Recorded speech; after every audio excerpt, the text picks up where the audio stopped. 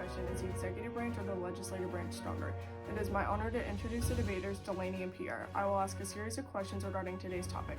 For some background context, the executive branch carries out and enforces laws. It includes the president, the vice president, the cabinet, the executive departments, and etc.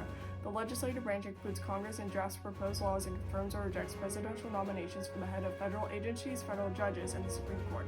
Is everybody ready to begin?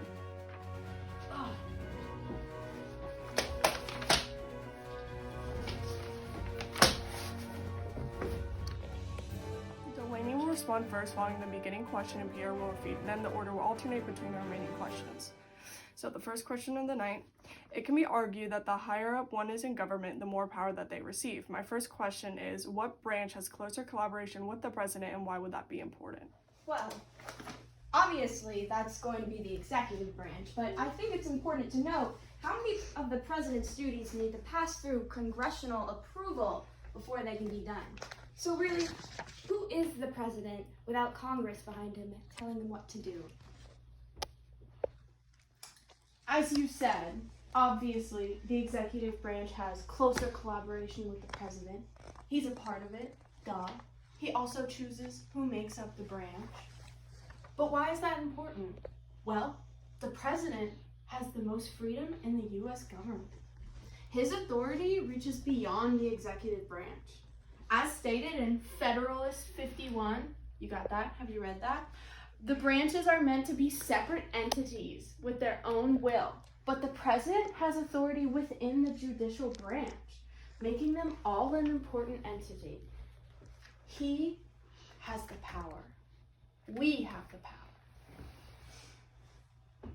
We usually perceive power in numbers, but this can also introduce disagreement.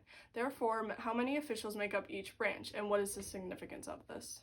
The executive branch consists of one president, one vice president, and 15 cabinet members. This is an advantage because it creates a more unified opinion within the branch. Whereas the legislative branch consists of a lot of people with different beliefs that must come to an agreement, and a lot of times they don't. Y'all can't get along. Also, as I mentioned before, executive reach goes far beyond its own branch, as it's the president's constitutional duty to appoint judicial justices, along with ambassadors, public ministers, and other officers. The main goal of POTUS is to make sure every voice is heard, represented, and considered in debate. This is why the legislative branch splits into two parts. The House of Representatives, made of 435 officials divided between states based on population, and the Senate, made up of 100 members, 2 per state. That adds up to 535 voices working tirelessly to come up with the best possible solutions and compromises for our country. You're one guy. Girl. One of the most crucial aspects of our country is a strong national defense/military. This being said, what branch actually has the power to declare war, and does this take anything away from the other branch? Well, technically, the president needs congressional approval to declare war. Even his role as commander-in-chief, the framers of the Constitution realized it wasn't ethical to put all of America's military power into the hands of one official. Yes, it may be a quicker way of making decisions, but the Constitution outlines that the decisions should be made in Congress first for efficiency. First of all, that last question, call me a man. I'm a woman. Oh, Get over it. oh shit. A woman can be a strong president. Moving on. It's true that the executive branch can't officially declare war. However, the president can deploy troops as the commander-in-chief. I'm the commander-in-chief. Yeah. Yes, it's true that under the War Powers Resolution, the president has to notify Congress with his action within 48 hours, and the troops can only stay deployed for no longer than 60 days without congressional approval. But the resolution is not the most effective. There was even a vote to change the Act's main components in 1995 that only lost by 13 votes. Of course, you guys didn't get it done. There are too many of you, and you can't agree. But in terms of foreign relations, the president still has other powers, such as executive agreements, which are sort of similar to treaties and do not require congressional approval.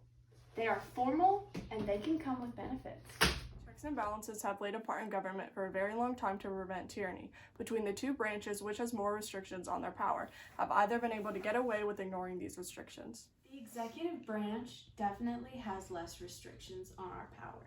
The executive branch has the least amount of formal power in the Constitution, meaning that they have freedom within their own authority with informal power. This includes powers that have been added by previous presidents, such as executive orders and executive agreements. Now, the president has to keep their re-election in mind and constitutionality of their actions, but they can still change powers to benefit their incumbency.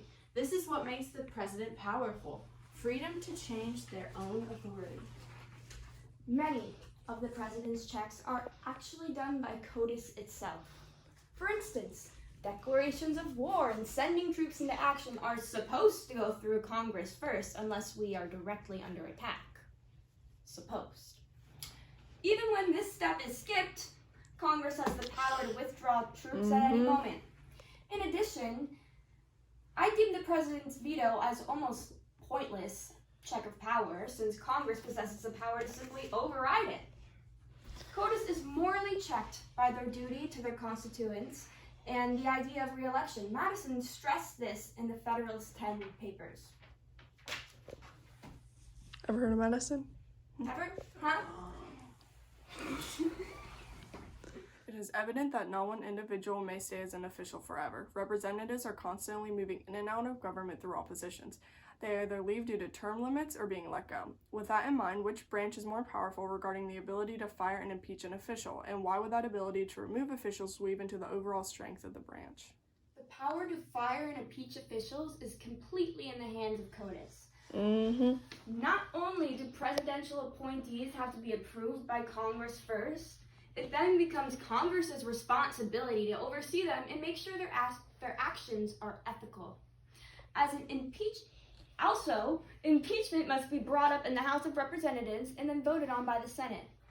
All of this is to keep POTUS and his staff in check and from forgetting their duty to the citizens of the U.S.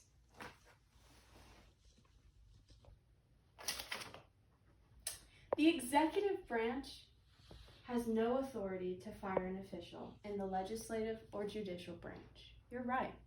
However, don't forget that it's the president's constitutional right to appoint cabinet members, judicial justices, ambassadors, public ministers, and other officers. Also, the president can pardon criminals. I can pardon a criminal. Just saying. Anyways, my point is that the executive branch does have power over those positions. But no, they can't impeach, but still, lots of power.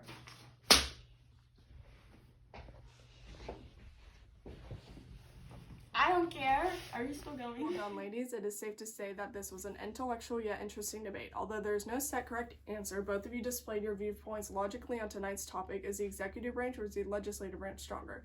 That was the final question for the debate, and I appreciate both debaters for viewers for coming out. Thank you. I'm Claudia Hugassian, and good night.